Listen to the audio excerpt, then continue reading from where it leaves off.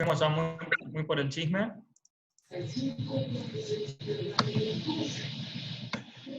Ahí quedan algunos. Lucy, si podés por favor silenciar el micrófono. ¿Se fue? ¿La sacaron? Ahí entró una persona más con el micrófono activado.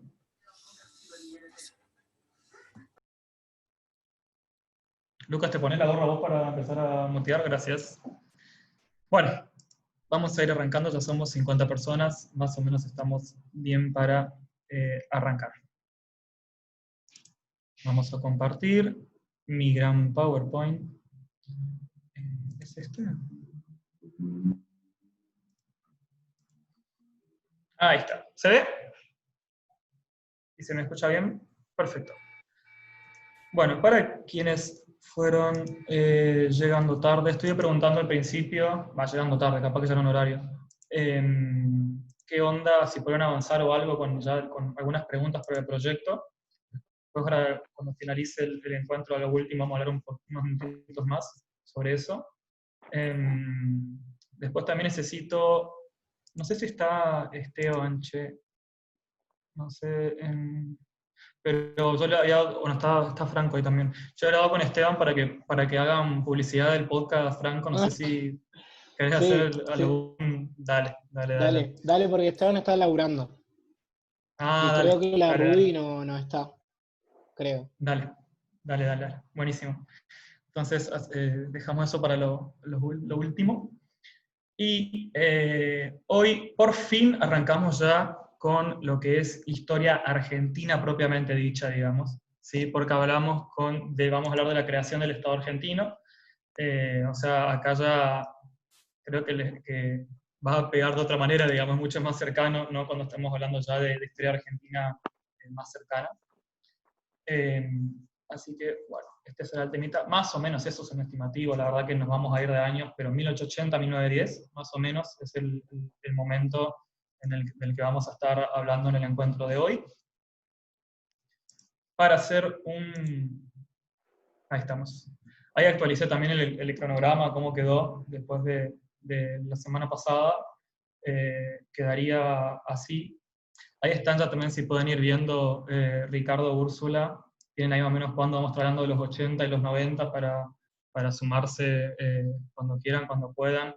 Para el 27 de octubre me interesaría mucho que estén ustedes dos cuando hablemos de las leyes, digamos, sobre todo.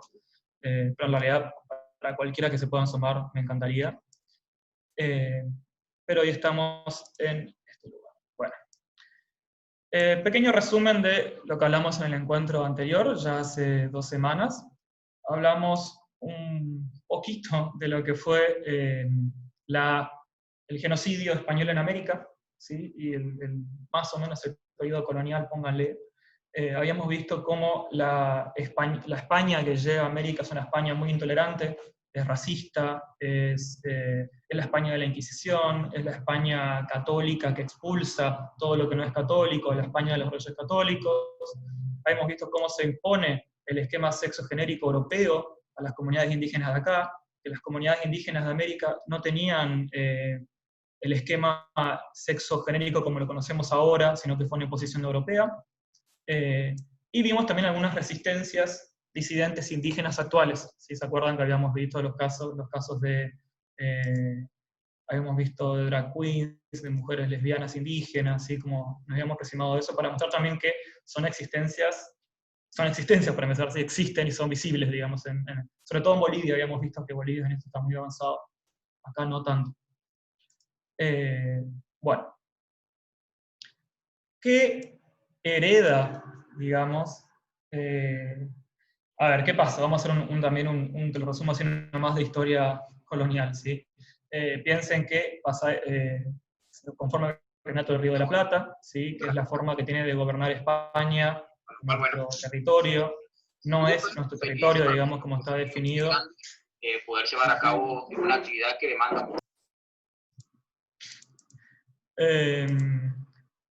Ahí está, ahí se me escucha. No, es la forma no del reinato que tiene de gobernar España en nuestro territorio, que no era lo que conocemos como Argentina actualmente, digamos, era muy diferente. Pero, que estamos a full con los micrófonos hoy. Estamos controlando. Hoy hay muchas ganas de hablar.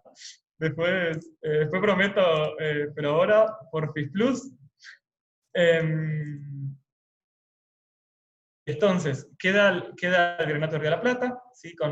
Ya sabemos las dos fechas importantes para la independencia argentina, que tienen que ver con 1810 y 1816. Acá ya me veo metiéndome una cagada, que voy a quedar súper burro, digamos, diciendo algo, a Susana Jiménez, digamos.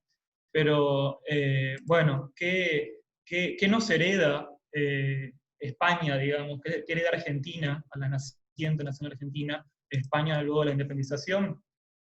Y, en primer lugar, acá están la gran triada capitalismo, colonialidad, patriarcado, digamos, ¿sí? Una inserción al sistema capitalista subordinado, ¿sí? Como ya desde el virreinato, el virreinato de Río de la Plata que hacía el mismo rol que va a adoptar después la Argentina, digamos, ¿sí? Como le da las materias primas a Europa, es un extractivismo, en el caso de Europa del territorio. Entonces ya entra, cuando se independiza Argentina ya entra bajo ese lugar, digamos, ya entra en el lugar de un lugar que exporta materia prima, digamos, ¿sí? Que no tiene industria, no tiene manufactura. Hereda la colonialidad, hereda el sistema racial, no me sale, pero digamos la estratificación racial, digamos, ¿sí? Como que lo blanco arriba de todo, y después toda una escala, ¿vieron cuando estudiábamos en el jardín, digamos, mestizo, moreno y todo, como una variedad? Esas categorías se inventan, digamos, como se refuerzan en esa época, en donde de vuelta el blanco queda, a ver, las damas que bailan y los caballeros que bailan en el acto del 25 de mayo son blancos, ¿sí? Como después ahí ven cómo se refuerza eso, y después están el aguatero, la mazamorrera, esos son los que no son blancos, ¿sí? Trabajos más manuales. Entonces, ese esquema heredamos también de España, y heredamos el patriarcado español también, obviamente, ¿sí? Esa imagen de vuelta que habíamos visto del soldado español viril, digamos, ¿sí? Como el machismo se hereda también, lo hereda la nación argentina, digamos, como no hay una ruptura. No es que se independiza Argentina y hay unos truenos, se independiza Argentina y se corta toda la relación, digamos, y todo el paradigma español, sino que hay una continuidad en lo más importante, digamos. ¿Sí? Bien, quería hablar un poquito de lo que fue este proceso también. También recordemos que el proceso de unificación argentina fue un periodo que, a ver, yo en historia argentina, para mí, cuando daba en secundaria fue un bodrio, ¿no? Toda la etapa de unitarios y federales, digamos, como que era lo más... No había entendido nada, no sé si fue por la profesora, digamos, pero era como bastante aburrido cómo lo daban en ese periodo, pero fue un bodrio, duró mucho tiempo, digamos, ¿sí?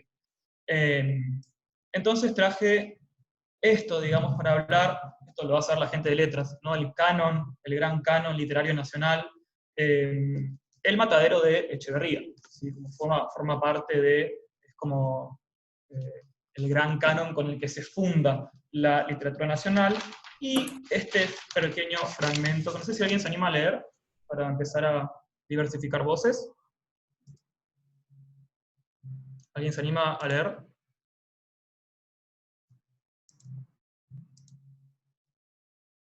Sí, leo yo entonces.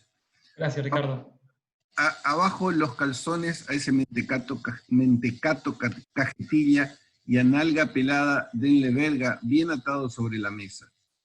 Apenas articuló esto el juez, 4 sayones salpicados de sangre suspendieron al joven y lo tendieron largo a largo sobre la mesa, comprimiéndole todos sus miembros. Primero degollarme que desnudarme, infame canalla. Primero degollarme que desnudarme, infame canalla. Sus fuerzas se habían agotado, inmediatamente quedó atado en cruz y empezaron la obra de desnudarlo. Entonces un torrente de sangre brotó borbolloneando de la boca y las narices del joven, y extendiéndose empezó a caer a chorros por entre ambos lados de la mesa. Los sayones quedaron inmóviles y los espectadores estupefactos.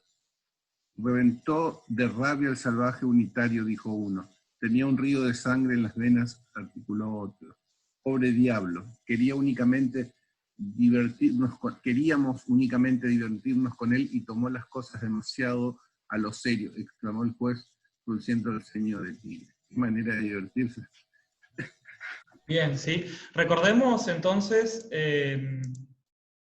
esto primero, gracias Ricardo, que esta obra, digamos, se está contextualizada justamente hablando de este conflicto entre unitarios y federales, demonizando a Rosas, ¿no?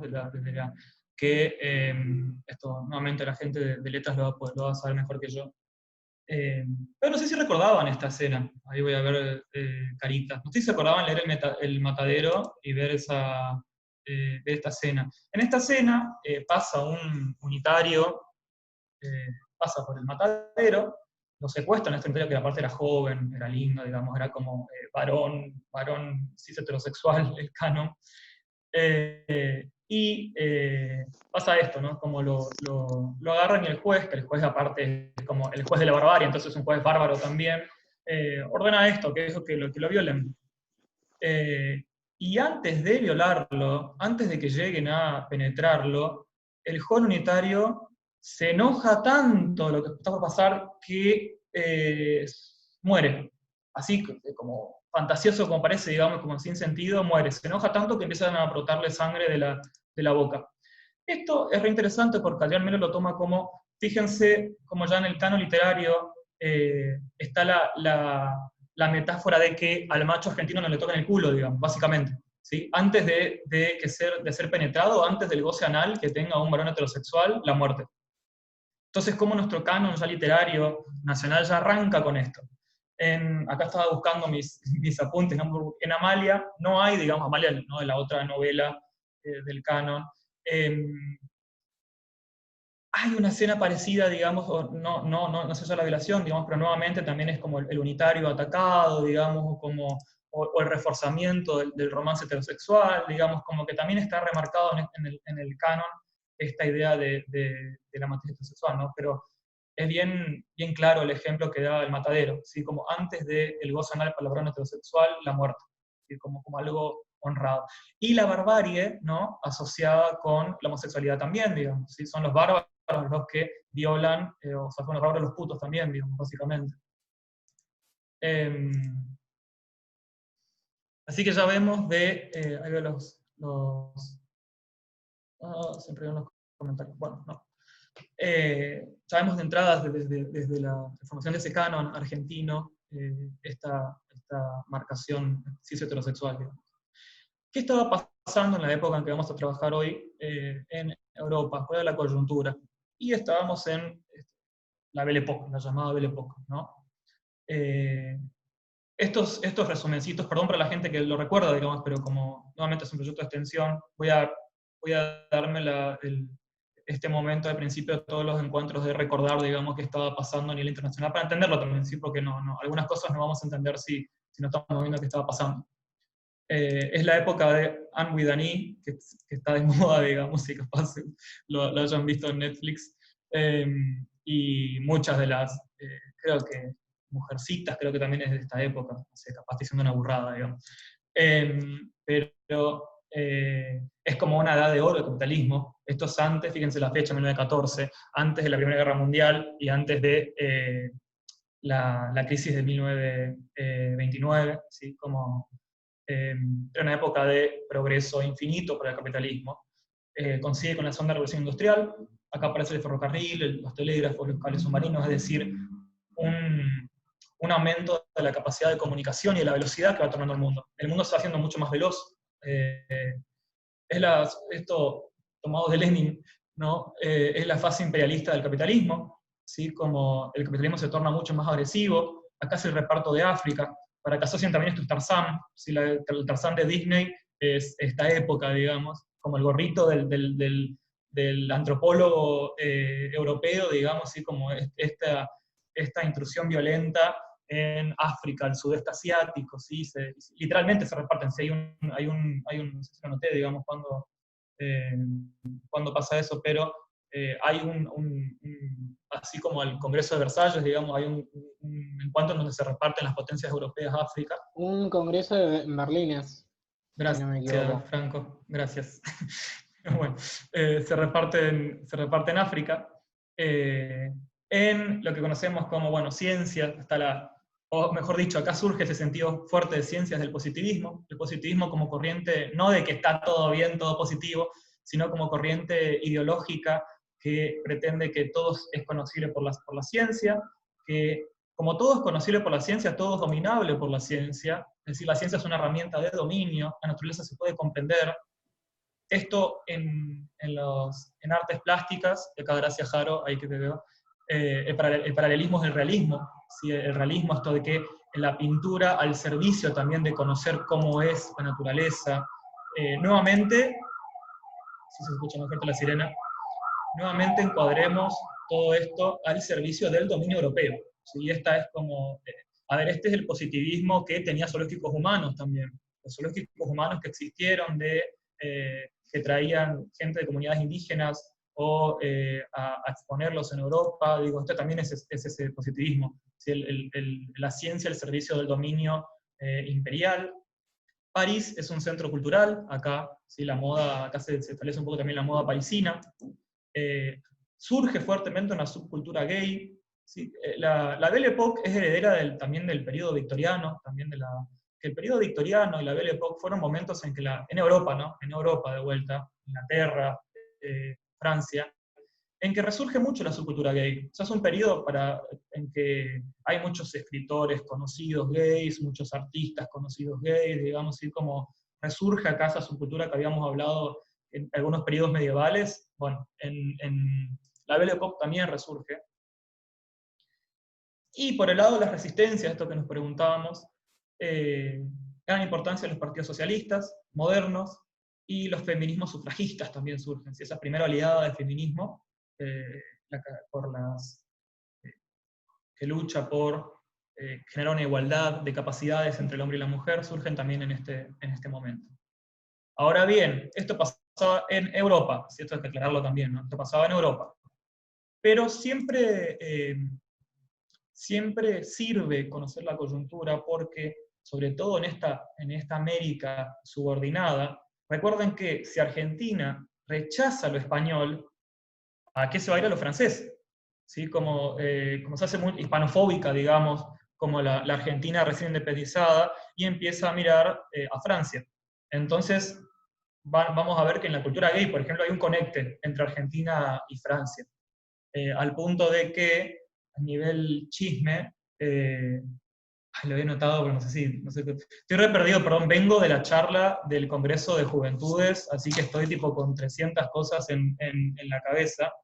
Bien, Gabriel Iturri, esto es el dato rosa, que era un tucumano que enamoró a Robert de Montesquieu, que van a estar después en la novela de Proust, un personaje, ¿no? Y era Gabriel Iturri, digamos, el amante de Robert de Montesquieu, que nuevamente era un tucumano que fue a Buenos Aires y con un francés, o sea, la lengua que se hablaba, digamos, si vos eras cheto, ponele, en Buenos Aires era como que vos sabías francés en ese momento, Gabriel pudo conquistarlo al Roberto de Montesquieu y se lo llevó para Francia, digamos. Y era como casi la realeza, vamos a decir una máxima zorreguieta, así le vamos a decir a Iturri, digamos, así como la máxima zorreguieta de la Belle Époque argentina. Pero todo esto lleva a que la cultura gay, por ejemplo, de esta época, admira también sobre todo a Francia, y van a Francia. Ahora, ¿qué estaba pasando esto que decimos? ¿Qué pasaba en Argentina? En Argentina se va a llamar este proceso, digamos, lo habrán dado también en formación del Estado argentino, que tiene que ver con todos estos también subprocesos, que lo vamos a ir desarrollando un poquito, que se delimite cuál va a ser el territorio de la nación, la repoblación de la Argentina era un territorio que había que poblar, la unificación simbólica y cultural, hay que llenar de signos nuevos para que toda esa cultura se unifique y sea la cultura argentina. Piensen que salimos de territorios que tenían una cultura idiosincrasia fuerte, pero no están unificados, y no es fácil unificar culturas y territorios para que formen una sola cosa, digamos, es un proceso muy moderno. Y también el Estado va ganando más fuerza y funciones. Se va centralizando el poder estatal. Ustedes pueden pensar que tiene que esto con las maricas y tortas y trans bueno, que tiene mucho que ver, digamos, que vamos a andar. Entonces, la llamada conquista del desierto, ¿sí? Marca esta época. Fíjense, eso está el mapa, ¿no? Lo importante que eran los dominios de estos de los indígenas indomables, ¿sí? Como lo que conocemos Argentina en esa época, era muy chiquito. Y eso era entre los territorios indomables, ¿sí? Como en los que había algunas colonias, pero no eran territorios argentinos. La llamada campaña al desierto, que es la campaña al sur de Roca, duró más o menos de 1878 a 1875 en la Patagonia, y de 1870 a 1917, ¿sí? Acaba de haber discusiones sobre cuándo termina o cuándo no, en nuestro desierto verde. Desierto verde es la frase que dice Guido Miranda sobre el territorio, ¿sí? El Chaco, Formosa, que es terrible, ¿no? Porque el desierto, obviamente, si es desierto es porque no hay vegetación, pero acá dicen el desierto verde, porque estaba despoblado. Y también es importante saber que todos estos territorios ganados luego, estas conquistas son obviamente totalmente violentas, mujeres y niños indígenas son desplazados del lugar, se matan a los padres y después se los llevan muchas veces a Buenos Aires como criados, que después, no sé si saben, digamos que era muy común para la oligarquía de la época que los jóvenes pierdan, esto que hablábamos recién en el Congreso, que debuten con la criada indígena, eso era muy común, ¿sí? Era muy común que pase eso. Por eso, cuando se habla del crisol de razas, siempre hay que verlo con mucho ojo, porque eran muchas veces violaciones, o hijos no reconocidos de la oligarquía, ¿sí? Porque esas mujeres que después quedaban embarazadas se iban, y sus hijos no eran reconocidos, digamos, por la oligarquía, los grandes apellidos argentinos. Todos estos territorios son repartidos por, eso como dije, la oligarquía gobernante. De ahí salen los grandes apellidos como Bullrich, por ejemplo, y otros grandes apellidos que conocemos de la historia argentina, que siguen todavía, como pueden ver, digamos. Y también se refuerza, ¿no?, el mito de la autoridad indígena. Este es un fragmento de una excursión a los indios ranqueles. Los ranqueles, entre comillas, eran una comunidad de La Pampa, más o menos, en el actual territorio, La Pampa, Buenos Aires, de Lucio Mansilla, que Lucio Mansilla, digamos, una excursión era muy común, digamos, también en el género de la excursión en esa época, era gente que iba y escribía ahí. Fíjense lo que dice de esta comunidad. Son capaces de pasárselo bebiendo hasta reventar. Y tenían bailes orgiásticos de varones que se besaban, se mordían, se daban manotones obscenos, se hacían colita. Hablando de la colita, ahora que apareció al principio. Y lo que dice Lucio al final, ¿no? Yo me dejaba manosear y besar, acariciar, en la forma en que querían, empujaba por tierra al que se sobrepasaba demasiado, y como el vino iba haciendo su efecto, estaba dispuesto a todo. Más allá de por el chiste, ¿no?, de este Lucio Mansilla que cede a esa otredad, fíjese también cómo nuevamente es asociado, digamos, con la homosexualidad, ¿no?, con el sodomitas, digamos, como, ya no, ahora justo en este periodo es que surge el término homosexualidad, pero con los sodomitas. ¿Hasta acá alguna pregunta, comentario? A ver si me puedo fijar el chat. Ahí está, pasándola bien. Los Brown, ahí está, gracias por más apellidos. Cultura de violación, totalmente, sí, la cultura con la que se conforma el Estado argentino es una cultura de violación. Un montón escribieron, gracias. Buenísimo, sí. Es reinteresante el libro, fuera de joda, ¿no? Es reinteresante, todos los escritos sobre las excursiones y las expediciones son muy interesantes. Otro proceso, el de la inmigración masiva. Está la frase de Alberti, esta de gobernar es poblar. Y fíjense, esto también para un poco combatir el discurso de vienen y nos sacan y nos roban los impuestos, los inmigrantes y bla, bla, bla, digamos, como esa boludez. Fíjense, esto es el porcentaje de población inmigrante en los censos de estos años. Fíjense en 1914 a dónde llega. El 30% de la población es inmigrante. Es un montón. Un tercio de la población argentina es migrante. Fíjense en el 2010, 4%. Si esto para el 2010, 4% de la población es migrante. Esto de los nos roban trabajo, bla, digamos, como, bueno, no sé cuánto trabajo puede robar el 4% de la población argentina, digamos. Pero apuntaba a esto, ¿sí? Como a remarcar con datos también qué importante fue el porcentaje de migración en ese momento.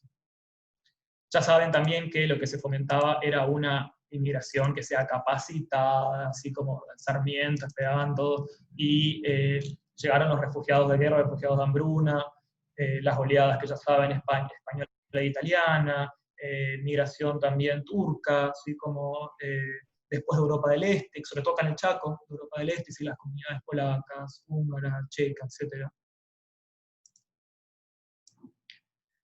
Y esta también, otra, ¿alguien quiere leer? Esto es en la sangre, que también lo deben conocer cuando estuvieron en secundaria, de Eugenio Cambaceres, cómo se construyó esa otredad del inmigrante. ¿Alguien más que no sea Ricardo se anima a leer?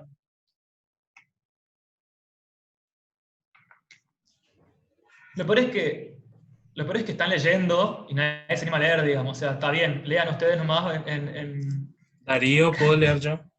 Dale, gracias. Yo puedo leer también. Bueno, para la próxima. Perdón. Para la próxima. Sí, dale. Jugaban a los hombres y las mujeres. Hacían de ellos los más grandes, de ellas los más pequeños. Y, como en un manto de vergüenza, envueltos entre tinieblas, contagiados por el veneno del vicio hasta lo más íntimo del alma, de a dos por el suelo, revolcándose, se ensayaban en imitar el ejemplo de sus padres. Parodiaban las escenas de los cuartos redondos de conventillo, con todos los secretos refinamientos de una precoz y ya profunda corrupción. Bien, gracias, Cristian. Ven esto, ¿sí? Como, recuerdan también en La Sangre, ese libro en el que se demonizaba al inmigrante, era como alguien que se aprovechaba, que llegaba por la viveza criolla, y ese miedo a la oligarquía, a la inmigración. Pero también ven acá por esto del conventillo, ¿no? Los conventillos de esos lugares en los que vivían amontonados también los inmigrantes, y que era una especie de barbarie en la ciudad, en las que los chicos varones, jugaban a hombres y a mujeres. Unos se hacían pasar por mujeres y otros se hacían pasar por hombres. ¿Sí? Nuevamente, asociar la barbarie con la homosexualidad. Así que tenemos dos otredades, ¿vieron? Una otredad indígena hacia afuera y una otredad inmigrante hacia adentro. Totalmente xenofóbico, obviamente, sí, totalmente xenofóbico. Pero vieron que argumentos xenofóbicos desde la homosexualidad, o sea, siempre que estamos viendo, ¿no? Siempre es que hay unas otredades, se lo tiñe ya de homosexual para hacerlo peor. Me acuerdo ahora, esto es mucho más posterior, pero en la guerra de Malvinas, cuando se hablaba de los burkas, también se decían que eran homosexuales.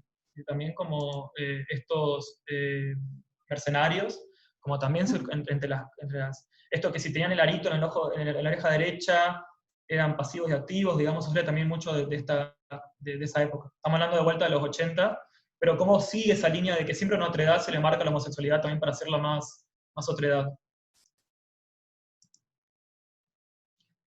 Y vamos terminando esto, digamos, el poder estatal gana mucho más fuerza.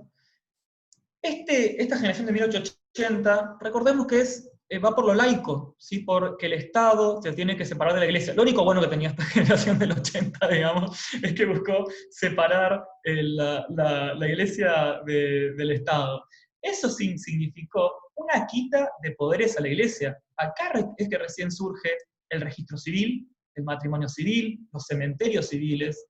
Fíjense que son los poderes controlar la vida, la muerte, ¿sí? Como las instituciones más grandes de la vida occidental, el Estado las empieza a tener control sobre eso. Y aparte hubo mucha resistencia, ¿eh? La Iglesia se resistió. Hay un caso en Brasil en el que trasladaron los cuerpos a un cementerio civil y la gente iba y sacaba los cuerpos de sus parientes y los llevaba al cementerio de la Iglesia, digamos. Como hubo mucha resistencia también de esto. No fue fácil no es fácil separar la Iglesia del Estado. Otra herramienta que surge, que le da mucha fuerza al Estado, son las estadísticas y los censos, porque conoce a su población, digamos. Esto después lo vamos a ver un poquito más adelante con Foucault, digamos, pero acá surgen las políticas eugenésicas, de controlar con la tasa de natalidad, ver cuánta gente muere, cuánta gente nace, cuánta gente tenemos que traer, cuánta gente sobra, digamos, ¿sí? Y la red ferroviaria. La red ferroviaria permite integrar en Argentina el Estado también, ¿sí? Como hacer que esté todo mucho más cerca. Esta red ferroviaria que sabemos también que era inglesa. Otro gran amante argentino en esta época, Inglaterra.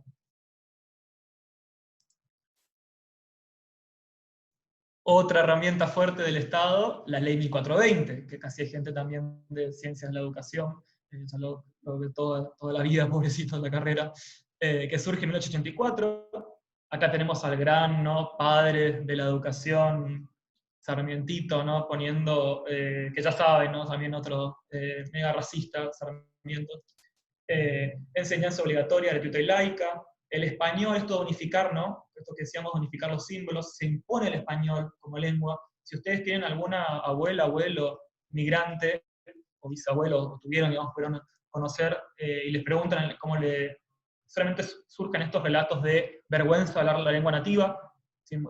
Porque en la escuela te pegaban si no hablabas bien el español.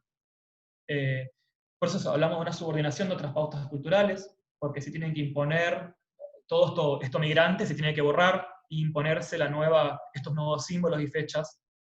Por eso son tan importantes los actos en primaria, ¿no? Porque refuerzan símbolos que te hacen sentir perteneciente a esa cultura argentina. Que para Yo te voy a esta hacer una época, pequeña corrección. Si era una lengua nativa únicamente, porque yo me enteré de grande que mi papá hablaba muy bien guaraní, pero sin embargo en mi casa se hablaba alemán, porque era bien. Ahí eso está alemán o interesante. inglés o francés, y bueno, estaba re bien visto. Pero si hablabas, como cuenta la Teresa Parodi, no hace tanto. Mis abuelos son de la migración de 1914, de la primera. O sea, mi abuela era de 1896, así que yo soy frío, y la loquita siempre de escuchar las historias de ella. Pero bueno, el tema es lo que sea.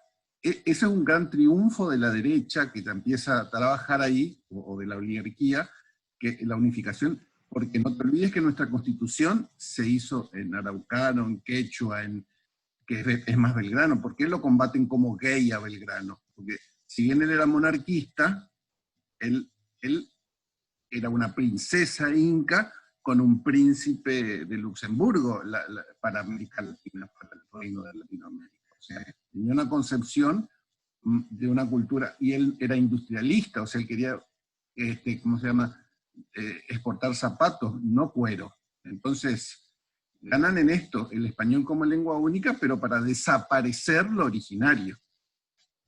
Bien, buenísimo. Tomo dos cosas entonces, Ricardo, de lo que decís. Sí, esta acusación a Belgrano, sí, esto también era común en la esfera política, ¿no? Acusar a alguien para bajarlo un poquito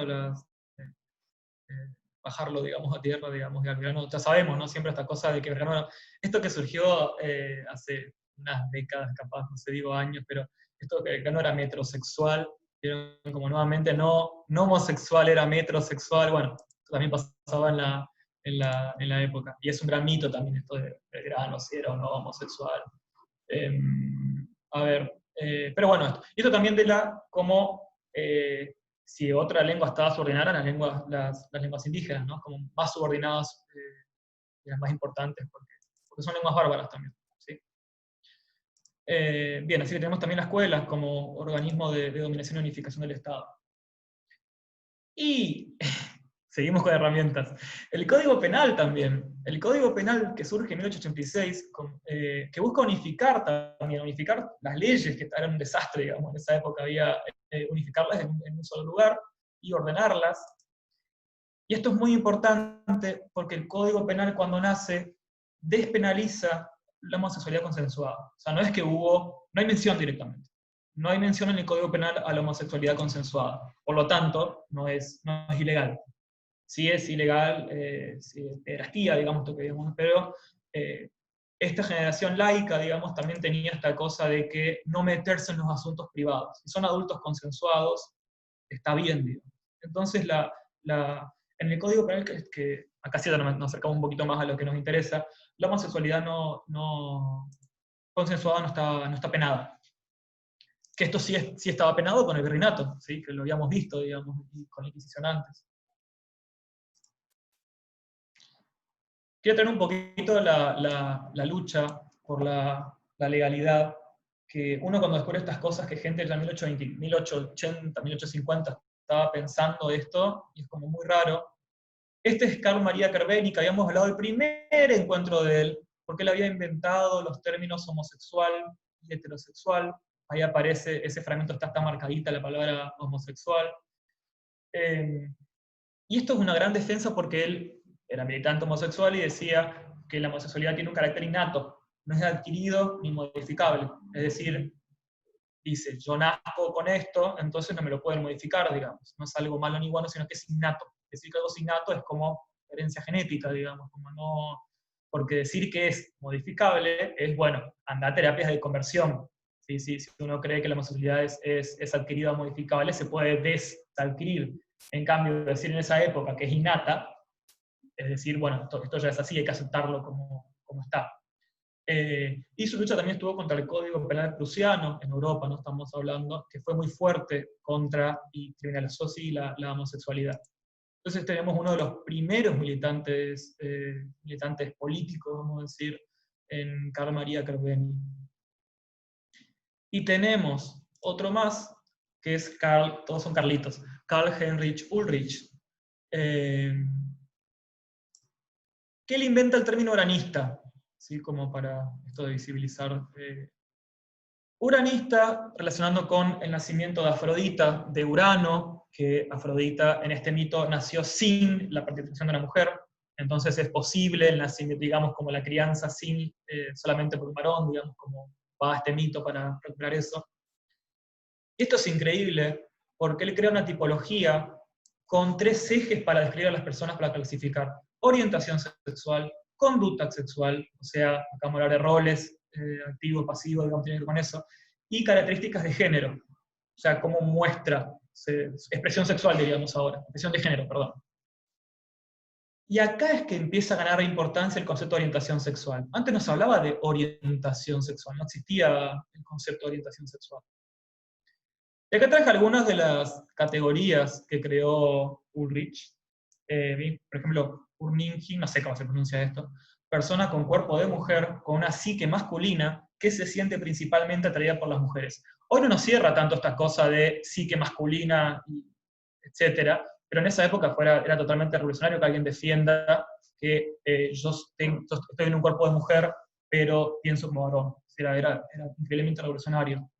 Urning, una persona de cuerpo masculino con psique femenina, que se siente principalmente atraído por varones. Mannliege, la apariencia masculina, excepto por su mente femenina, y su inclinación sexual hacia los varones afeminados.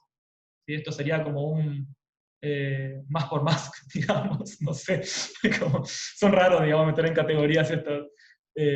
Urano Dioning, una mujer bisexual. Fíjate, esto también quería traer, ¿no? La visibilización de la bisexualidad también.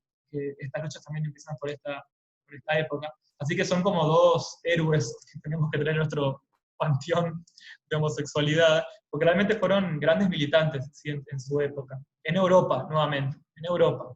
Sí, pero por fin empezó estos discursos. Por eso digo también que la Belle Époque fue una época que permitió esta subcultura gay importante. Traje este fragmento de un manifiesto que tiene Ulrich, que pido nuevamente a alguien. Ahí tenemos, ya me habían pedido la palabra, Lucy, así que si podés leer ahora. Bueno, el Urning también es una persona. Él también, por lo tanto, tiene derechos inalienables. Su orientación sexual es un derecho establecido por la naturaleza. Los legisladores no tienen ningún derecho a vetar la naturaleza, ningún derecho a perseguir la naturaleza en el curso de su trabajo, ningún derecho a torturar a criaturas vivas que están sujetas a esos impulsos que la naturaleza les dio. El Urning también es un ciudadano. Él también tiene derechos civiles y de acuerdo a esos derechos, el Estado tiene ciertos deberes que cumplir también. El Estado no tiene el derecho de actuar por capricho o por el placer de la persecución.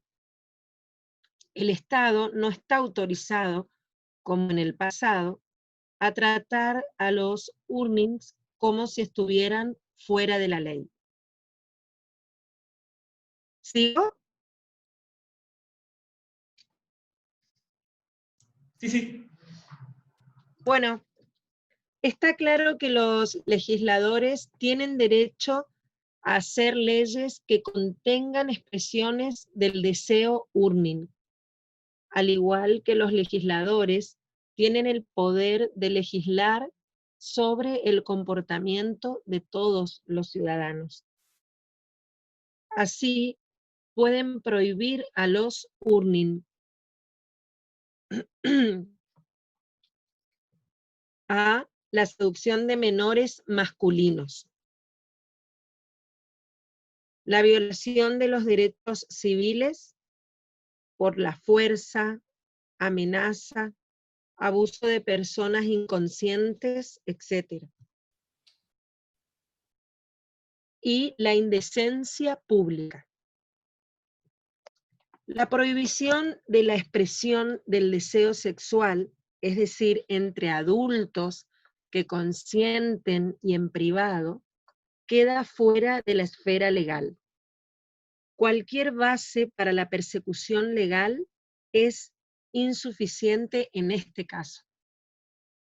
Los legisladores no pueden hacerlo debido a los derechos humanos y el principio de Estado constitucional. El legislador no puede hacerlo por las leyes de la justicia, que impiden aplicar un doble estándar. Mientras que el Urning respete los puntos A, B y C, más arriba, el legislador no podrá prohibir que siga los... Y ahí ya no alcanzo a ver mi pantalla. A ver, qué bueno. No. A ver, y que siga los Me designios de la ley falta lo natural último nomás. a la que está sujeto. Ahí está. Gracias, Lucy. Perdón, te di algo, te di algo re largo. Todo Bien. re bien. ¿Vieron qué increíble este manifiesto? ¿Sí? 1870. Se parece mucho a los discursos que podamos ver de 1940, por ejemplo, que son casi 100 años después, digamos, ¿sí? Como totalmente adelantado. Recién en el chat te preguntaron qué es consensuado. Consensuado es que dos personas mayores de 18 decidan tener relaciones sexuales. Esto para hablar de esto que dice acá Ulrich, que no seducir menores, ¿sí? Como, básicamente que no sea violación. Pero bueno, este manifiesto es muy parecido a discursos que vamos a escuchar 100 años después, y se parece mucho a las defensas legales, hasta diría yo, después de caer el matrimonio igualitario, digamos. Y fíjense cómo acá la naturaleza, el concepto de naturaleza está al servicio de la homosexualidad, digamos, a diferencia de antes que era, no es natural, por eso está mal. Entonces, como es innato, como es natural que estas personas sientan, es así. Y si lo hacen en sus casas, eso de vuelta, vieron que si lo hacen en sus casas es privado, por lo tanto el Estado no se puede meter. Es liberal, obviamente, ¿sí? Es liberal, pero nada, queremos este liberalismo también, digamos. ¿Yo? Sí. Hola, ¿cómo estás, Benja? Me enteré un poquito más tarde, pero escuché esta parte, y justamente eso que dijiste por último era lo que por ahí me gustaba como comentario también, que también está bueno pensar en un poco, no solamente los fundamentos, sino también los objetivos que por ahí tiene un discurso como este, porque tiene, más allá de que a nosotros nos sirve y nos cierra, que está muy bueno, está bueno también pensar que toda esa generación que describiste vos está muy basada y muy mirada a lo que son los modelos liberales de desarrollo, y por qué se introducen estos principios a la Constitución, y tiene todo ese basamiento del desarrollo liberal pensado como una sociedad blanca europea que tiende a eso, ¿no?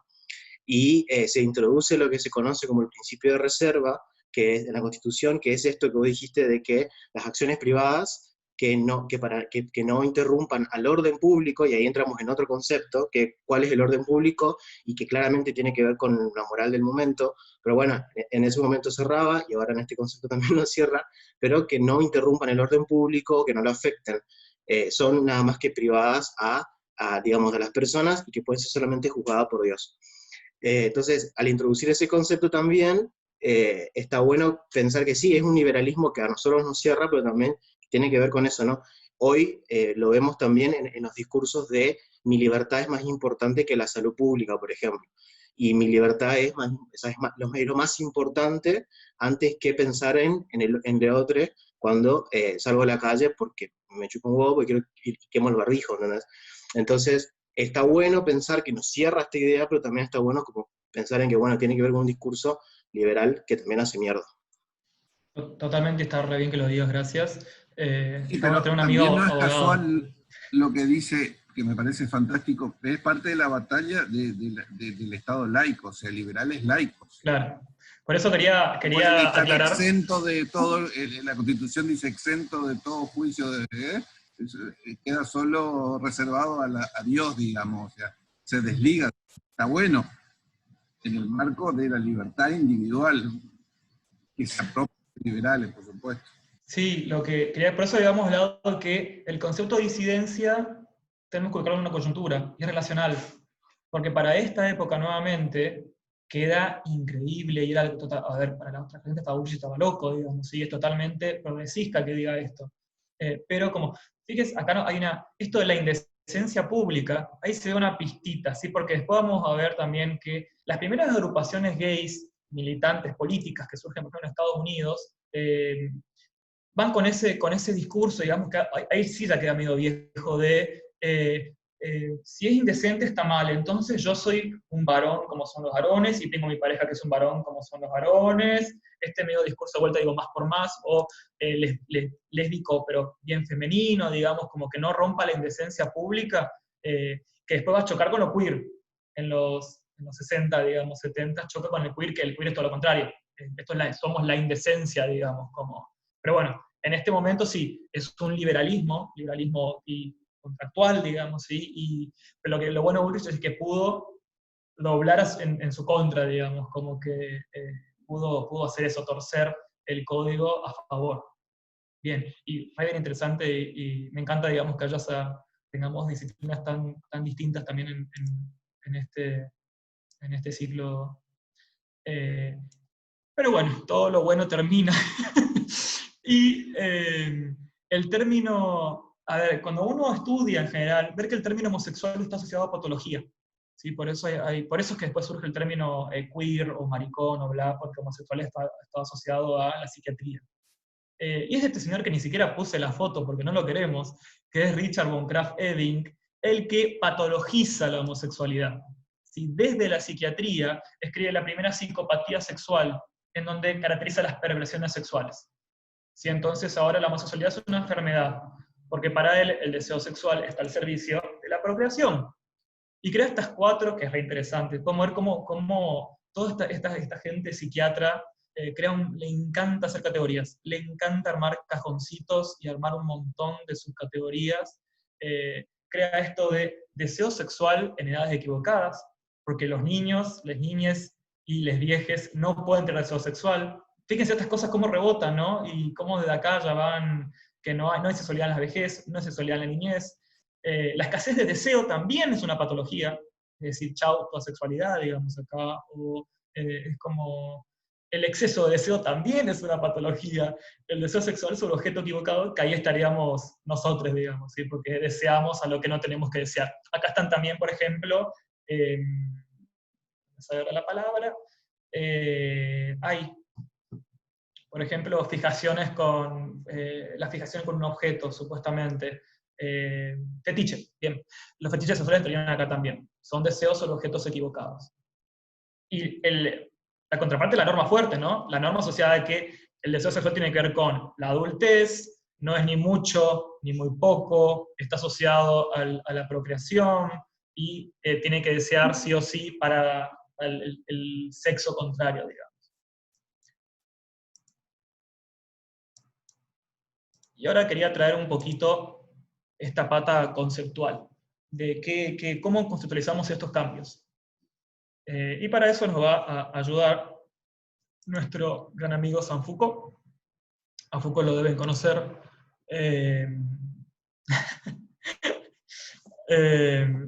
Que es este librito, a ver si se alcanza a ver. Sí, Historia de la Sexualidad, el tomo 1, del que voy a hablar un poquito ahora. Esto escribe en 1976 Foucault, mientras nosotros estábamos entrando en plena dictadura. Fíjense de vuelta los anacronismos que hay en los tiempos. Foucault, la problemática que tiene en este libro es decir, bueno, porque él dice, digamos, y una audiencia que tenemos que la charlamos en el primer encuentro, que decimos, bueno, pareciera que la sexualidad fue libre hasta la modernidad, y ahí es como que se bloqueó. Y va a luchar, digamos, contra ese mito. Y este es el concepto que crea, ¿no? Que es el del dispositivo de sexualidad, que se inventa justamente más o menos en este pasaje del siglo XVIII al siglo XIX. Lo que va a ver Foucault es que, al contrario, porque se cree que el Estado reprime la sexualidad y que es negativo esto, lo que va a ver es que hay una proliferación en el siglo XVIII y XIX de discursos sobre el sexo. Digo, eso se interrumpió y se escriben libros y libros y libros sobre sexualidad, libros sobre género. Entonces dice, no es que es una edad de la represión y que no se escribe nada, sino que se escribe mucho, porque lo que dice es que se pasa a una ars erótica. Ars erótica tiene que ver con saberes en torno a lo erótico, al deseo, a cómo pasarla bien, básicamente, sexualmente. Se hace un pasaje a unas ciencias sexuales, que acá lo podemos ubicar a nuestro amigo de recién, ¿sí? Como la ciencia empieza a recortar como objeto a la sexualidad. Antes no pasaba eso. Antes del siglo XVIII, la medicina se encargaba de grandes rasgos del cuerpo, y después va recortando, digamos, secciones, ¿sí? Como esto que conocemos ahora como el aparato nervioso, bla, bla, bla, digamos. En esta época es que la medicina recorta un objeto, que son las perversiones. La medicina y la psicología, la psiquiatría sobre todo. La psiquiatría surge en este momento. ¿Sí? La psiquiatría surge y surge con esto. La psiquiatría surge con el dominio de las perversiones, que son saberes sobre esto, lo perverso. Acá, y acá habla de, bueno, por esto de cómo surgen nociones en las tecnologías sobre el sexo. La medicina de las perversiones, la gente que estudió Foucault, digamos, en esto sería la parte de la anatomodisciplina, digamos, surge la medicina de perversiones, es decir, un saber médico sobre el cuerpo, sobre la sexualidad específico. Y por el lado de la biopolítica, por el lado de los estados, los grandes programas de eugenesia, que hablábamos recién con los censos. Esto, tasa de natalidad, tasa de mortalidad, son formas de controlar la sexualidad. Porque, no dice tanto Foucault, digamos, pero podemos pensarlo desde lecturas posteriores, pero el capitalismo naciente, fuerte de la zona de la industrial necesita de saberes sobre la sexualidad. Necesita de cuerpos, o sea, necesita de reproducción, y necesita de cuerpos, capaces de reproducirse. Entonces, por ejemplo, acá surge poco en el hermafroditismo, por ejemplo, los niños que se masturban, como todo lo que no se aplica a la norma sexual de la apropiación, es un estudio de la medicina. Y quiero remarcar esto, la psiquiatría surge con esto. Como toda la ciencia en general, digamos, que surgen violentamente, recortando su objeto, la psiquiatría surge con un discurso fuerte sobre las perversiones sexuales. Esto se entendió, más o menos, lo que resumí muy mucho, ¿sí? Lo que estaba diciendo Foucault. Pero lo que estamos presenciando, digamos, y justo coincide en Argentina, es un nacimiento de una ciencia sexual, de un recorte, de un dominio que es el de las perversiones. Acá, o para verlo de otra forma, no se habla más del sodomita, no se habla más del pecador, se pasa a hablar del perverso. ¿sí? Como es una patología. Como se desacraliza, se le saca la carga religiosa que tenía antes, entonces son estos discursos médicos, discursos científicos, pónganle comillas si quieren a científicos, que hablan de lo perverso. Entonces, está desacralizado, no se mete más lo religioso, pero acá nuestra enemiga, a ver, si el Estado se peleó, por eso decía que era importante, si el Estado se peleó con la Iglesia, es porque nuestro enemigo va a ser la ciencia. La ciencia naciente del positivismo va a ser el enemigo de la comunidad en el naciente siglo XIX. Es decir, por eso nos libramos un poquito, pónganle, del Estado religioso, pero intervino fuerte este Estado científico positivista. ¿Se entiende esto? A ver, veo caritas. Sí, se entiende, Darío. Después hagan preguntas y comentarios igual.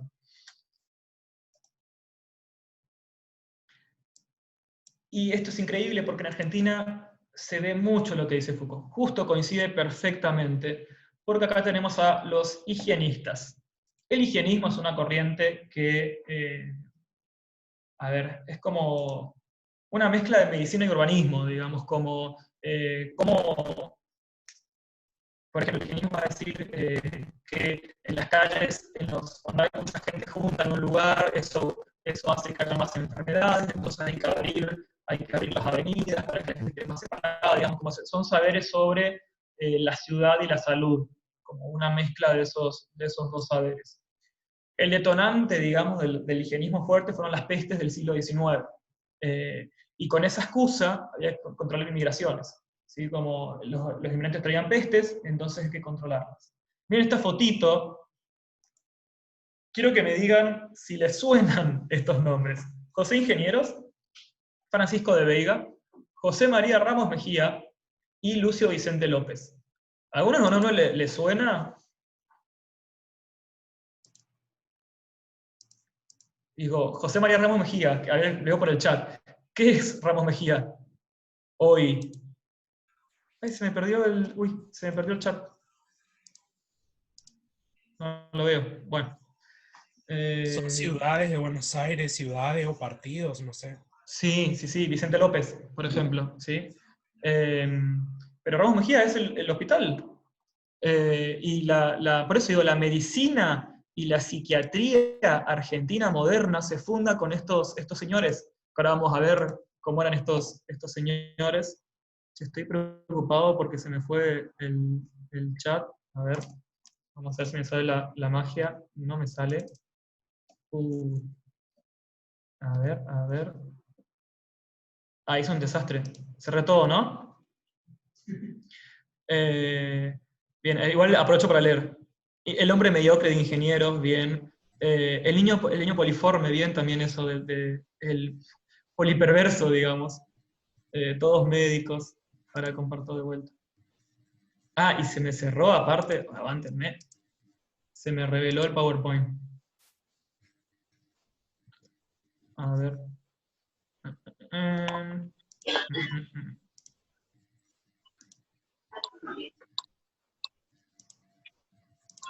Ahí estamos de vuelta.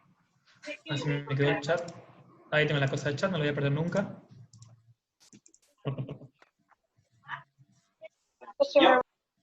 Ahí estamos entonces. El higienismo argentino. En estos años se crea el Departamento Nacional de Higiene, las cátedras de Higiene y Medicina Legal en la Facultad de Medicina de la UBA. Se conforma, esto es increíble, una red subterránea, una red de túneles que conectan la Facultad de Medicina de la UBA, la Penitenciaría Nacional y la Policía Federal con Ramón Falcón en la policía. No sé si también le suena a Ramón Falcón. El gran yuta argentino. Ramón Falcón es conocido por ser asesinado por anarquistas más tarde.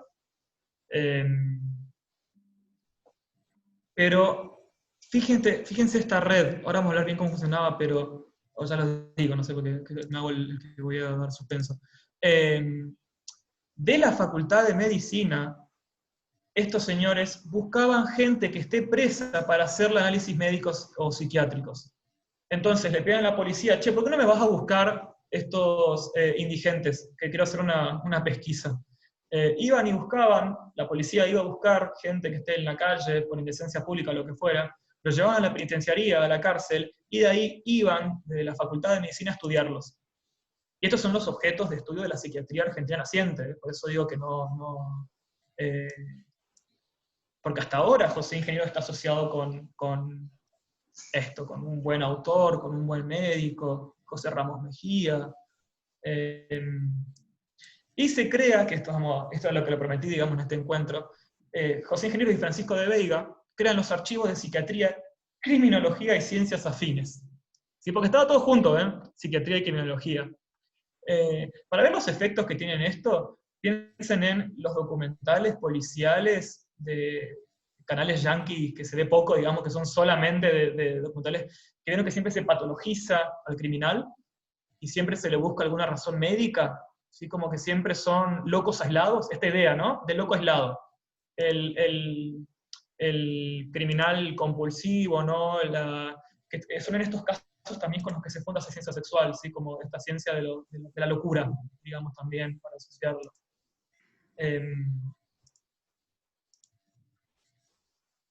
Y ahora tengo muchas citas, así que gente que no... Porque esto quiero que analicen ustedes. Yo me voy a callar y quiero saber qué cosas van sacando. Estas son citas del archivo. ¿Quién empieza a leer, por favor?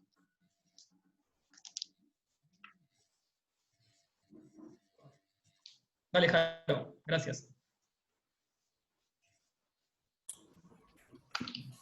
Bueno, en el depósito, ¿se escucha bien? Porque a veces se me escucha rara las veces. Bueno, Sí, sí. en el depósito de contraventores en la calle 24 de noviembre, y al que eran enviados todos los vagos, los atorrantes, los invertidos y lunfardos recogidos por la policía de la capital, qué muestrario maravilloso de degenerados hereditarios e inadaptados sociales, qué espectro multicolor con todos los matices de la locura y el delito, qué tesoro psicológico de todas las anomalías y todas las perversiones. Osvaldo Ludet, historiador de la psiquiatría. ¿Conocéis el depósito 24 de noviembre? Horroriza. En un pequeño espacio se amontonan 500 niños, sin camas, casi desnudos, viven una promiscuidad que sin duda el doctor Sáenz Peña está lejos de conocer. Algunos, como no tienen sitio para acostarse, duermen de pie. Lo hay desde 4 años hasta 20. Juan José de Soiza Reilly, periodista. Tienen de 10 a 18 años, su vida es más nómada y azarosa. Son inmorales.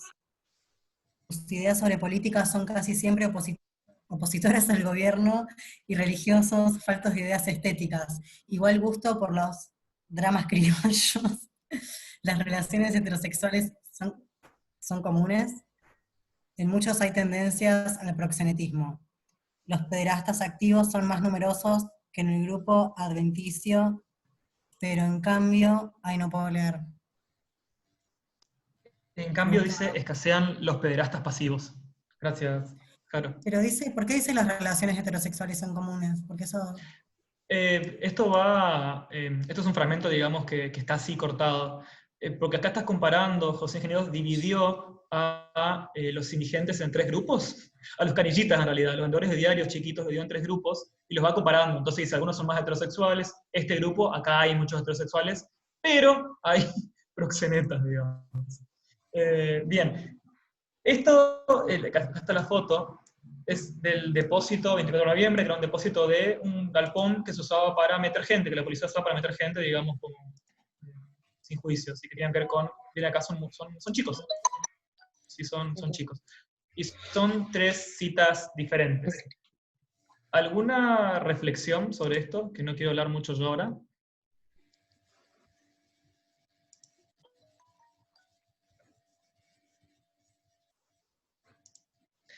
Primero, digo, ¿qué les genera esto? Como...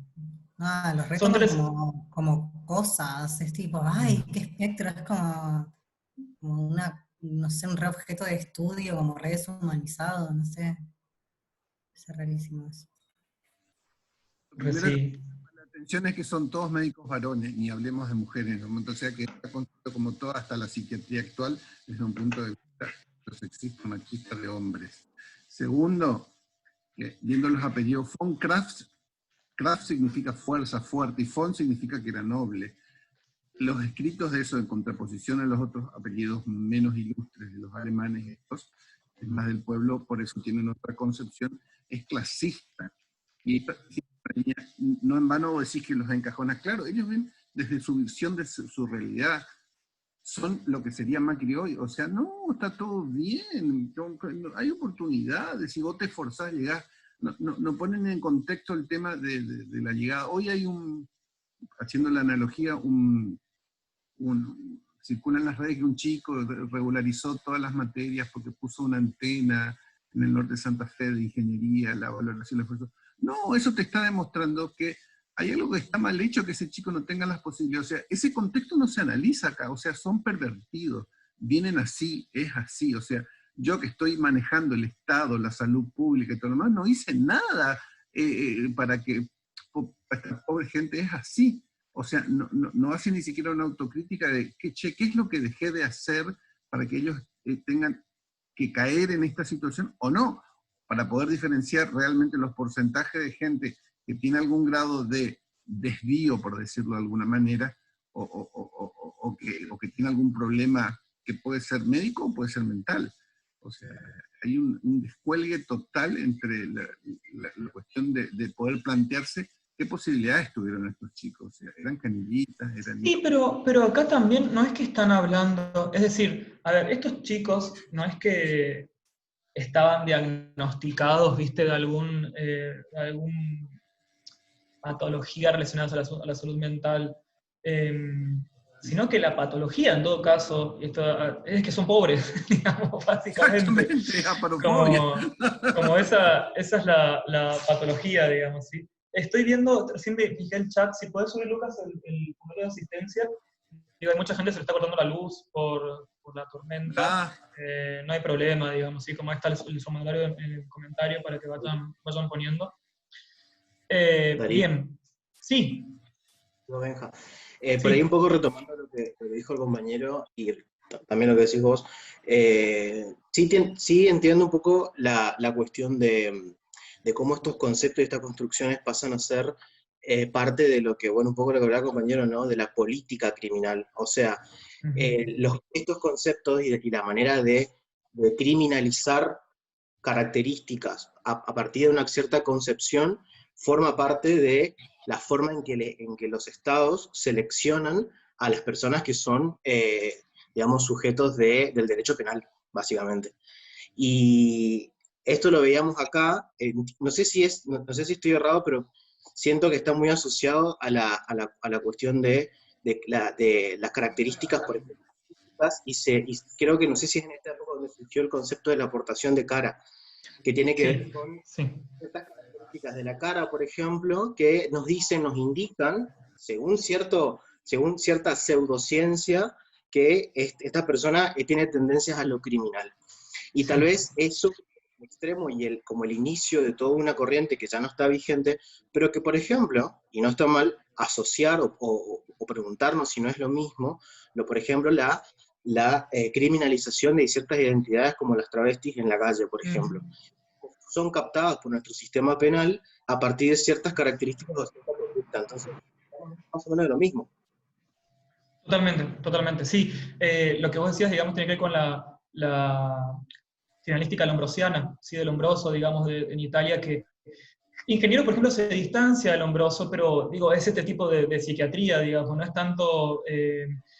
a mí me da, aparte me encanta por el lado malo, ¿no? Esta idea de que son casi siempre opositores al gobierno, digamos, ¿no? También está, después también se patologiza al anarquista, se patologiza al socialista, al comunista. Esta cosa, ¿vieron esta cosa del virus es marxista, estas pelotudeces, digamos, que circulan ahora, del virus es el marxismo? Estos discursos surgen en esta época, digamos, ya de patologizar al marxismo, con discurso médico. Por eso yo siempre digo, guarda cuando usamos y reproducimos el discurso médico para hablar de la sociedad. Hay que extraer el cáncer, hay que extraer de raíz, digamos, este mal, la sociedad está enferma. Todas estas cosas de patologizar el cuerpo social vienen de esta época. Hay que tener mucho cuidado con usar esas metáforas, porque hay que saber que son metáforas, pero esta gente las usaba como de verdad. Si había que extraer el cáncer, y ahí te veo, René, sí, la biopolítica, digamos, tiene que ver con esto, Bueno, el segundo fragmento es de denuncia, ¿sí? Es un periodista que denuncia. El doctor Saspeña es porque estaba Saspeña de presidente, ¿sí? Estaba el Saspeña de la ley Saspeña en la presidencia en ese momento, todavía la oligarquía, ¿no? Bien, paso al siguiente. Tengo muchos de estos, así que prepárense. Y acá empezamos, ¿sí? Este es la especie de bestiario que empiezan a tener ingenieros y de Vega. ¿Sí? ¿Te animás a leer, Benja? Perdón, ya voy apuntando con el dedo nomás ya, porque... Dale. Porfa, dale. Ahí voy. En diciembre de 1899 ingresó al depósito de contraventores de la policía el sujeto NN, joven de 18 años de edad, de aspecto afeminado, correcta presencia, lampiño, nuante. Su historia clínica ofrece un ejemplo claro de parestesia sexual. La hiperestesia del recto es el punto de estímulo de la emoción sexual. Dice. Es un caso típico de inversión sexual congénita. Esto es una... Que ha permanecido latente hasta que la ocasión le permitió manifestarse y establecerse definitivamente. Es posible que si las primeras sensaciones sexuales hubieran sido producidas por personas de sexo femenino, las imágenes psicosexuales se habrían formado normalmente, sobreponiéndose o borrando las tendencias congénitas.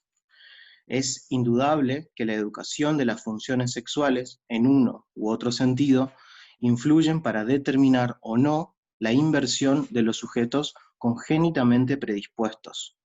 De igual manera que en los no predispuestos, condiciones especiales de educación y ambiente pueden determinar perversiones sexuales adquiridas. Bien, ¿esto qué les hace acordar?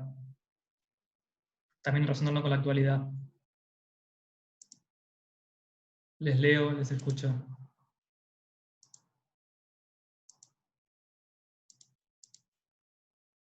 A mi tía Marta. Digan algo, por favor. Bueno, lo digo yo. Nada, las terapias de reconversión, ¿no? Que se hace esa analogía. Si no es, vieron como, si le hubiera gustado a las mujeres, porque él trae ya congénitamente la inversión sexual, capaz se habrían sobreimpuesto esas imágenes y se hubiera adaptado a estas terapias de, por ejemplo, de poner imágenes de porno a varones homosexuales para que se hagan heterosexuales, digamos, también tienen que ver con este momento. Y ustedes, algo que se enfocó también, estas pesquisas, digamos, dan gracia, dan risa, ¿sí? Dan risa y dan risa, pero, porque también rozan lo ridículo, pero supuestamente llevaba una seriedad, digamos, esto. Es como, esto eran diagnósticos médicos serios, digamos, no dan risa, pero eran diagnósticos médicos serios. Y fíjense nuevamente lo violento. Esto de lo que nos reíamos, digamos, de que la hiperestesia del recto es el punto de estímulo. Imagínense las preguntas o los diagnósticos que tienen que hacerse para llegar a esa conclusión, digamos, o qué tan invasivas habrán sido las preguntas o el estudio, ¿sí? para llegar a esa conclusión. Y la foto, ¿no? La foto ahí de Manon. Sí, pero ahí se Sí. pisan también, porque en una parte admiten que es de origen, por decirlo de alguna manera, por otra parte admiten lo que en el sistema carcelario se llama, o para mí, lo social también, la homo o la heterosexualidad inducida, o sea, que condiciones, la condicionalidad de una sociedad que te heteronormativiza, heterosexiza, de alguna manera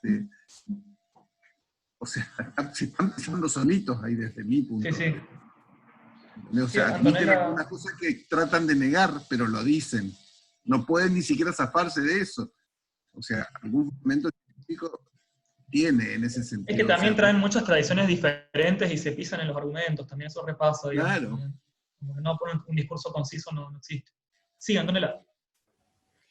Acá en el episodio de la Mujer Araña, les quería leer un fragmento, dice, Dale. que de chico me mimaron demasiado y por eso soy así, que me quedé pegado a las polleras de mi mamá y soy así. pero que siempre se puede uno enderezar y que lo que me conviene es una mujer, porque la mujer es lo mejor que hay. Buenísimo, sí, viene. Porque esto te podemos ver las marcas también que deja eso, y porque acá no estamos, ahora vamos a ver, digamos, pero no estamos escuchando estas voces, estamos escuchando la voz de ingenieros sobre, pero no las voces, pero evidentemente hay toda una tradición después de esto que queda totalmente traumada por la terapia. ¿Sí? Las terapias, a mí de chico, digamos, me daba miedo la terapia, y tenía que ver con estas marcas, digamos, ¿sí? Con esta historia de la psiquiatría. Después vamos a ver, porque es interesante el caso del psicoanálisis, más adelante, todavía no llegó, digamos, y nos llegó fuerte a Argentina, pero después vamos a ver que es interesante también cómo llegó el psicoanálisis acá. Bien. Así que esta era Manon. Esta es una carta anónima que le manda esta persona que es Miocitis, que también está en el archivo. No sé si alguien... Andrés, ¿la puedes leer, por favor? Sí. Sí, dale. Es ridículo su exigencia de que le cuente en la forma comprometedora de la carta los detalles de mi vida, pero ¿cómo fui atenta? No logro leer. Pero como Sí. soy atenta y nunca fui descortés con un hombre, allá van estas líneas, para que las guarde y sea discreto. Noblece obligue, como dicen los caballeros. Yo soy así porque así he nacido, y de todos modos tendría que serlo, porque para mí la belleza no tiene sexo, ni el amor lo reconoce. Yo no hago nada extraordinario, me gustan los hombres y por eso tengo expansiones con ellos. Los trato con exquisito sabor, fair, como dice una de las de la cofradía que escribe la crónica social de cierto diario, pero no los busco, porque soy hermosa y ellos son quienes me deben buscar. No podría decirle qué clase de hombres prefiero. El amor es ciego. Bendito sea el amor. No tengo querido porque me considero incapaz de serle fiel. Au revoir, mis hostis. Rompa esta carta después de leerla, vale. Gracias, Antonella. Bien, hago primero entonces una reflexión sobre esta carta. Lo interesante de estos archivos es que se va a colar la voz de la disidencia y de personas, digamos, de la disidencia en los diagnósticos que hacen. Esta es una carta, por ejemplo. Acá podemos ver y podemos sacar pistas de cómo era, acá, por ejemplo, de cómo era ser trans en la época, ¿no? Porque evidentemente, digamos, si la daban es porque era una mujer que no era mujer, digamos, y ese era el diagnóstico que le estaban dando. Fíjense la importancia del francés, esto que hablábamos, ¿vieron? Au revoir, savoir-faire, digamos, como todas expresiones en francés que implican, digamos, como la llegada que tenía que después por eso también están los estereotipos, ¿no? De refinado, ¿viste? ¿No? Que los gays somos refinados, que el rococó, que cosas así, digamos, tienen que ver con esta época también, ¿no? Pero vienen estas cosas que acá, no sé qué traer esto hablando de resistencia, ¿no? Esto, no podría decirles qué clase de hombre prefiero, el amor es ciego, no tengo querido porque me considero incapaz de serle fiel, yo soy así porque así he nacido. Eso es una frase digo, que se puede buscar en los 2000, los 90, digamos. Yo soy así porque así he nacido. Y están en 1900 es esto. Entonces acá podemos ver literalmente, ¿no? Discursos de personas de la época. Esto es increíble. Lo voy a... I'm here, I'm queer, claro. Ahí sí podés pasar de vuelta a la asistencia, están pidiendo, Lucas. Porque a ustedes solamente les importa la asistencia, solamente los certificados, los diagnósticos. Lo digo yo sí, para no tutelar más gente. Este personaje es increíble, la Bellotero, la foto, en paz descanse, la foto que pude sacar. Dice la Bellotero. Porque esto es una... Ingenieros le pide que haga una descripción de ella. He nacido en Madrid en el año 1880. Siempre me he creído mujer y por eso uso vestido de mujer. Obvio.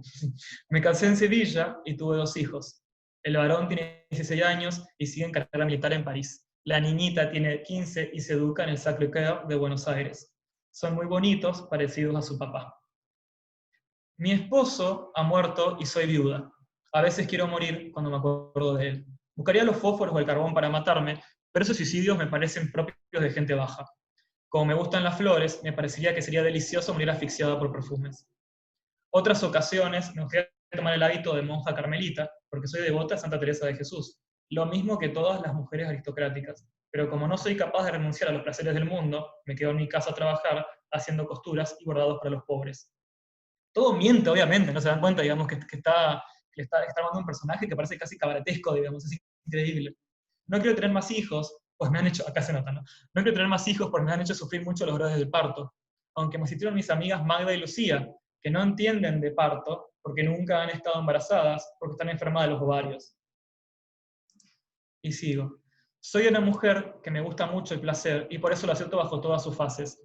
Algunos dicen que por todo esto soy muy viciosa, pero yo les he escrito el siguiente verso, que se los digo siempre a todos. Del buen retiro a la Alameda, los gustos locos me vengo a hacer. Muchachos míos, tenganlo tieso, que con la mano gusto os daré. Con paragüitas y cascabeles, y hasta con guantes yo os las haré, y si tú quieres, chinito mío, por darte gusto la embocaré. Si con la boca yo te incomodo, y por la espalda me quieres dar, no tengas miedo, chinito mío, no tengo pliegues ya por detrás. Si con la boca yo te incomodo, y por atrás me quieres amar, no tengas miedo, chinito mío, que pronto mucho vas a gozar. Esto a mí me parece hermosísimo e increíble, ¿sí? En 1880, una mujer trans, la Bella Otero, a través de un diagnóstico de ingenieros que le hace, le manda un poema, y el poema queda en los archivos de psiquiatría.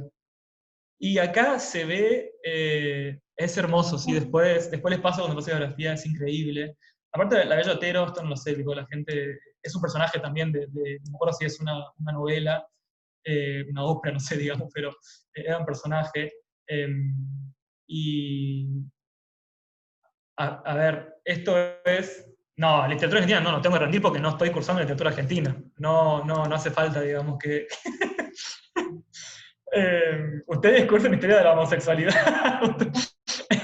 Rindan el parcial. ¿Cómo es? Era un... A ver, diagnóstico. Ingeniero le pidió, quiero que se llame diagnóstico, ingeniero. Ingeniero le hizo un diagnóstico y le pidió que se describa. Y en esa descripción escrita, ella pone todo esto. ¿Sí? Como ella escribe todo esto. Y el poema que es hermosísimo. ¿Sí? Y acá de vuelta, es como que podemos sacar pistas de cómo era la gente de la época, ¿sí? Podemos sacar del buen retiro a la Alameda, ahora vamos a ver, esa era la zona de Levante en esa época, ¿sí? Era la zona de Levante, ahora diríamos Levante, ¿no?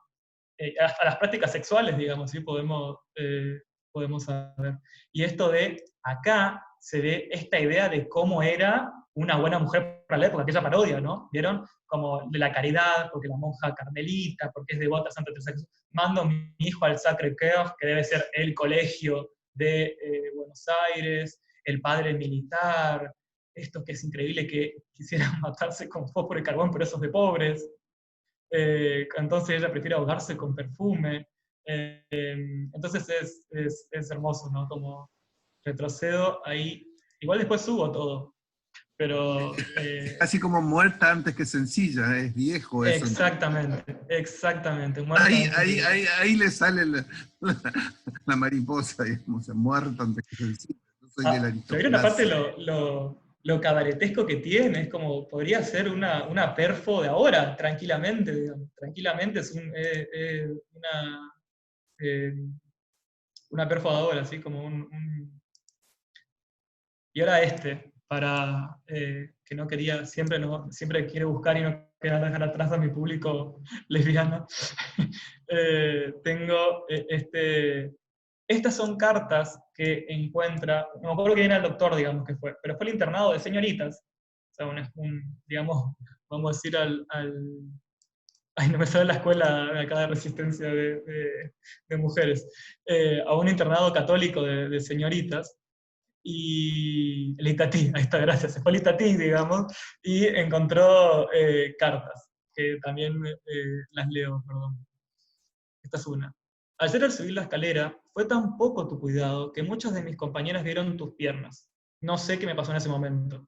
Sentí que la sangre se me agolpaba en las mejillas. Te ruego, mi alma, que ajustes las polleras y uses enaguas menos almidonadas. Una carta de celos, ¿sí? Que también es entre chicas podemos verlo también como súper violento y terrible, digamos, que se pongan a secuestrar estas cartas, pero por otro lado, bueno, están estas voces de adolescentes lesbianas en 1880. Esta mañana noté que mirabas a Ofelia. ¿Sabes cuánto sufro con estos procederes de tu conducta? No dudo de tu amor tantas veces jurado, estrechando tu mano y besando tus labios. Pero no lo hagas, soy celosa, yo sufro. Perdón igual por mostrar cartas de celos, digo, generalizarla. Queda mal de hablar de la población lésbica, digamos, que sean cartas de celos lo que hayan quedado de 1880. Pero este también es increíble. Mi querida Chacho, tus besos abren para mi corazón un mundo de felicidad. Dios conserve este amor que comprendo tan grande. A veces eres celosa y me increpas injustamente. Debes saber que para mí tú eres todo en este mundo. La recompró, ¿eh? Mi pensamiento vive en ti. Anoche soñé que estábamos solas en un sofá, alumbradas por la luna. Tus palabras eran dulces como la de Efraín. Ah, no quisiera olvidarlas nunca. Al levantarme, puse tu retrato junto a mis labios y lo cubrí de besos.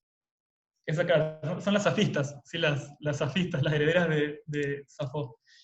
Pero bueno, esto también está, el tema también del lesbianismo es tratado también por estos, entre comillas, psiquiatras. Pero me parece también hermosísimo, ¿sí? Porque por fin estamos encontrando registros de voces a través de un registro médico psiquiátrico. ¿Sí? Como, fíjense, por ahí salen las resistencias también, ¿no? Como no hay que... Agustina Safo era, eso te perdiste el primer encuentro, era una pensadora griega que es de la isla de Lesbos, que habíamos hablado que sale en Grecia, lo de lesbiana sale de Lesbos. Ahí te dicen, la gente de letras, ¿no? Que tanto sabe de literatura argentina, ahora todo de referencia a literatura van a escribir ustedes, por Dios. Discúlpenme por ser iletrado. Además, Safo termina siendo una de las agrupaciones que en el 71 se agrupa para formar el Frente de Liberación Homosexual en Está Argentina. spoileando ya Franco la próxima charla. Totalmente, sí, se reivindica mucho. Pero safistas, en esta época es como también se hablaba de las lesbianas, se le decían las safistas. ¿Era o lesbianas o safistas? Bien. Otra última cosa también que surge en esta época es el gire, ¿sí? El gire que ahora no se dice más gire, pero hasta, gire se dice, no sé, hasta los 80, 90 creo que se usaba. 90 y 2000 también. Ahí está Roberto. Después irrumpe la tecnología. Después irrumpe la tecnología, que para muchos la viene a romper toda, para mí es fantástica, pero bueno. Claro, era una época sin Grindr, digamos, tipo, no hay teléfono, no hay, digamos, como había que encontrarse cara a cara. Después hasta, no sé, hasta Ricardo después nos puede contar, que eso me pareció increíble, cómo se sabía si alguien o no era o no, y todos los códigos que había. O no, sí. Claro, todos los códigos después, que eso es re interesante. Pero bueno, esto decía la bella Otero. Me subyuga pasear en Palermo porque el pasto es más estimulante para el amor que la mullida cama, digamos, así como... ahora vieron que se yanquizó el cruising, ¿no? Se yanquizó, digamos, ¿sí? Pero teníamos un concepto para eso que era la yuyera, el gire. Eso, muy buen nombre drag también, la yuyera. Bien, y el lugar central era que era el Paseo de Julio, que aparte del lugar donde pasaban los marineros, ¿sí? Bajaban del puerto y pasaban por los marineros que recordemos estaban en barcos llenos de hombres mucho tiempo, entonces usaban también los puertos para tener encuentros sexuales, vamos a decirlo así. Y esto que encontré, que los pederastas pasivos, eso decía, ¿no? Se encontraban en esta estatua, que era la estatua de Mazzini, que en ese momento estaba ahí, ahora... como no sé de literatura argentina, tampoco sé de urbanista de Buenos Aires, así que no le puedo decir las calles, nada, digamos, pero esta estatua está todavía. Entonces esto también... Darío, como, sí. A mí me parece que en el anterior, y por ahí pasó, fíjate que hay algo muy trans ahí, que es el tema le llama chacho. Sí, sí. Querida chacho. Sí. A mí me impactó eso, decir, o sea, era muy masculino seguramente, si le decían o cacho casi. Está claro. bonito. Y aparte suena con la chocha después, digamos, también. Como tiene eso también. ¿No? Es la mamá de la chocha, tenés razón. Así es. Pero bueno, claro, es re parecido a Cacho. Bien, siempre teníamos ¿Algo más? No, solamente teníamos ahí, íbamos a ir terminando. Pero entonces quería mostrar a los últimos. Esto es re importante saber que empieza el Gire, ¿no? Porque también tenemos pistas de cómo eran las prácticas de encuentro, ¿sí? En esta época, porque estamos empezando a saber cositas de cómo se juntaban, qué cosas hacían, digamos, nuestra gente en esa época. Hasta tenemos fotito y todo, digamos, ¿sí? Así que espero haber entonces cumplido las expectativas que marqué. Quiero dejarlo un tiempo, así tenemos tiempito. Sí, tenemos tiempo, buenísimo. Y en los pueblos del interior, como ser Catamarca, Salta, todas las alamedas, que son tipo donde se hacían las retretas, estaban cerca de los ferrocarriles y de las estaciones de trenes, que eran zonas de gires, como el puerto. Claro, Claro, que es como... del siglo XX, claro. Claro, es como agarrar al que está de viaje, digamos, ¿no? Como claro. esto de la carne fresca, digamos. Claro, eso, me recordé eso de las zonas. Que sí está medio perdido acá por lo que vemos, las prácticas de encuentro lésbicas, por ejemplo. Acá sí quedarían medio perdidas, que yo puedo intuir que era mucho más íntimo también, como mucho no tan público, digamos, como que era... ¿Adelanto algo del próximo? En el próximo encuentro que tiene con esto, ¿no? Que vamos a hablar ya de 1930, 1920, que hay un retroceso tremendo porque vienen los gobiernos militares religiosos. En la Alemania pre-nazi había bares lésbicos, había centros, y tengo fotitos que son increíbles de cómo se vestían lesbianas de la Alemania pre-nazi, porque, a ver, también la Alemania nazi viene a barrer, así como en Argentina pasa con 1930, todo este desenfreno sexual que venía habiendo, pero es una Alemania increíble, la Alemania de principios del siglo XX, que uno no puede creer que sea la misma Alemania que después fue la nazi, ¿no?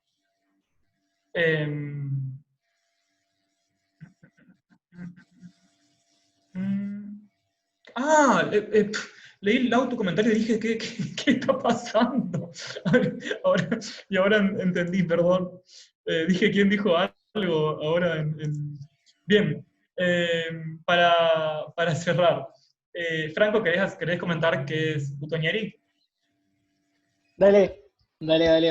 Bueno, termina siendo el origen, una de las primeras, la primera charla, la segunda charla que tuvimos, que nos juntamos con las mostras acá, en lo de la Gonzalo, y con Luis Rubira y Esteban Molina, nos fuimos a encargar una pizza, el after de esta reunión. Y bueno, empezamos a decir que, sería re bueno hacer un podcast acerca y mostrar un poco, dar voz, en realidad, la vivencia de la marica, de la torta, de la traba, con una perspectiva muy localista.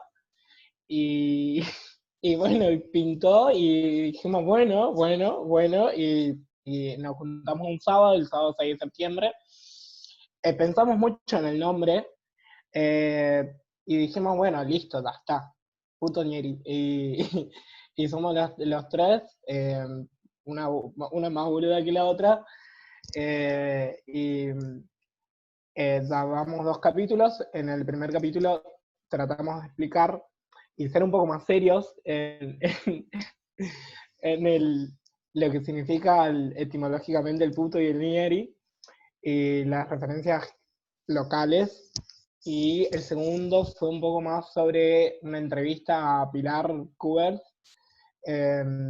y todo lo que tiene que ver con la vivencia de las identidades trans travesti, y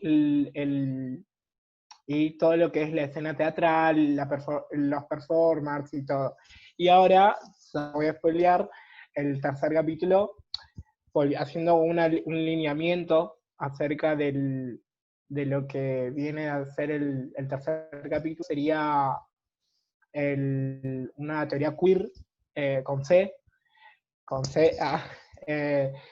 y hablaríamos acerca del género como una performance en términos de Judith Butler, Y nada, y en un ratito nos vamos a juntar con las mostras, en un ratito la Ruby me pasa a buscar, y yo me encargaba de hablar y de socializar un poco más este espacio. Y nada, la gente rechochas, recibimos un montón de mensajes muy piolas, muy piolas, de gente que ni teníamos idea, que cada uno viene de espacios totalmente distintos, y nada, muy contentos, la verdad muy contentos, y estamos re felices. Y se ve que a mucha gente le copó, y mucha gente necesitaba echar tres boludos drogados, hablando de cosas de putos, quiero decirles, y de trabas, de Después toda la cortamos comunidad eso. LGBT.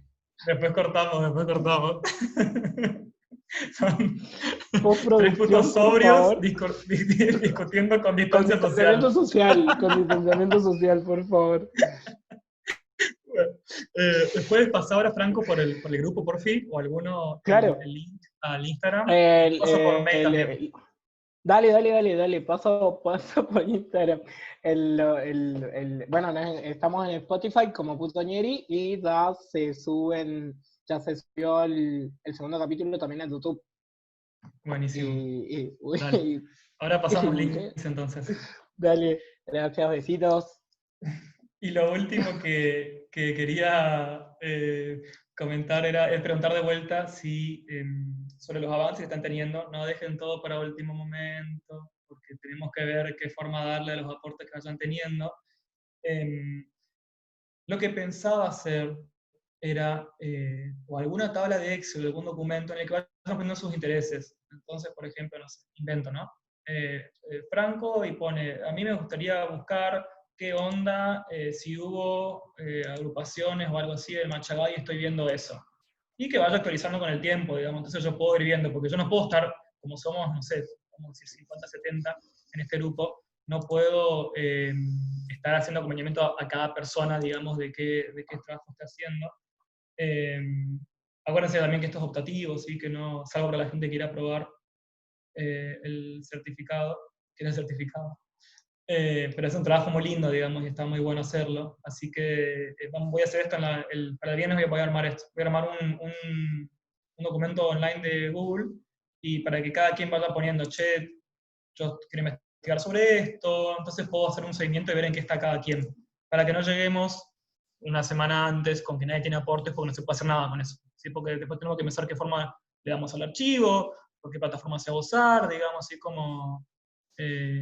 bien, Lu, eso es hermoso, eso es hermoso. Te diría que, dice Lucy, que le interesaría construir un pequeño recorrido por los espacios de encuentro de la comunidad de resistencia. Es un montón, ¿sí? Como para poder situarlo en un momento, en un periodo histórico, pero sería increíble, sería increíble. Aparte, siempre van rotando, así que es re interesante también son los lugares de encuentro, que siempre va rotando.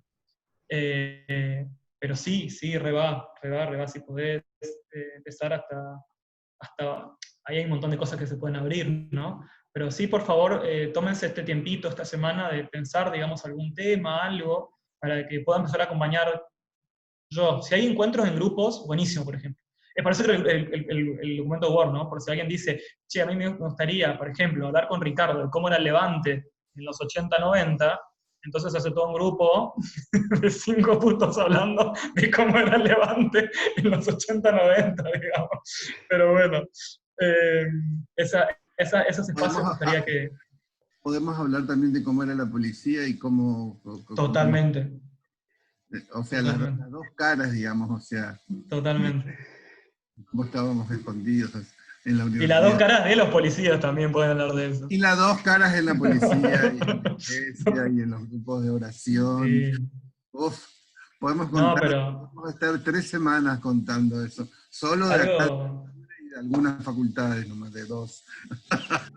Sí, aprovechando que están también Ricardo y Úrsula, también sería muy interesante reconstruir la historia de la chocha, por ejemplo, acá, y dejar algún documento o algo armado, algún registro, digamos que eso es importantísimo. Sí. Pero esto, nuevamente, construir historias locales, ¿sí? de cómo fue el activismo. Pero bueno, después a mí supongo, como vayamos a los 70s, 80s, 90s, que son mucho más cercanos, ¿no? supongo también que ustedes van a empezar a activar también con eso y pensar, qué bueno ese tema, digamos, para trabajar.